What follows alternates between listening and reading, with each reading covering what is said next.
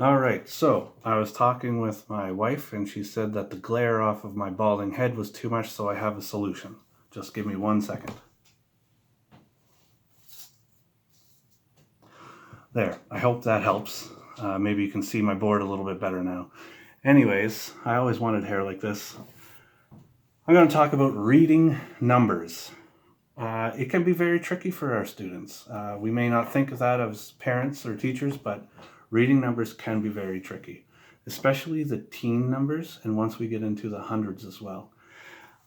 Teens, so we call them the teens, but if we look at the first one in it, it's 11. It's not even, we don't even say teen. So just that alone can be very tricky. And then 12, of course, I forgot this one. 10, that's actually the first one. Not a teen. Well, sorry, we don't say the number teen or the word teen until we get to 13. And even then, we say these numbers backwards compared to all the other numbers.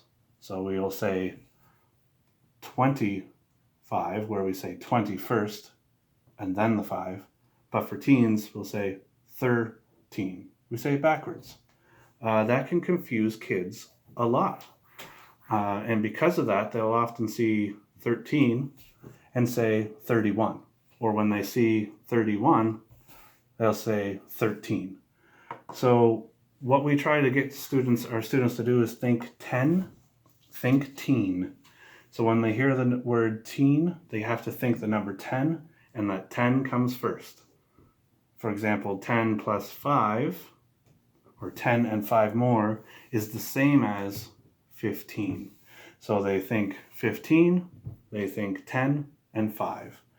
And eventually the students will get that with lots of practice, lots of building of these numbers with 10 frames or tallies or base 10 blocks or even money.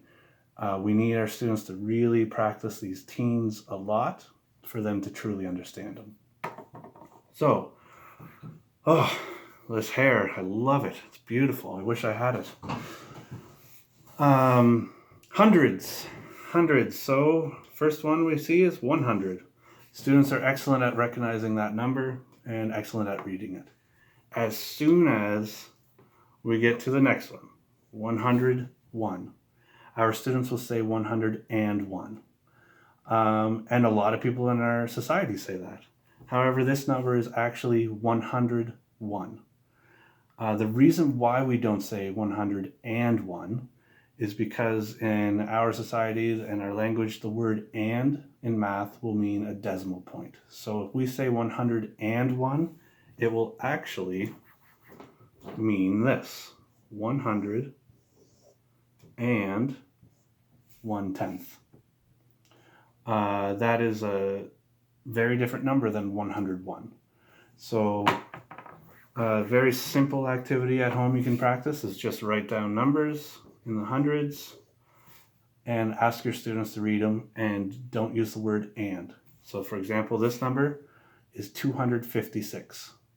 Please don't use the word and when you're reading in the hundreds. I know that sounds really picky, and most people will know what you mean if you use the word and, but when you get into higher grades, it will have a different meaning for our students. So we're trying to practice now without using the word and, so they can be ready for it and say it properly. Anyways, let me know what you think about my new hairdo. My wife loves it, I'm sure. But yeah, have a great day. Stay well, stay safe, have fun.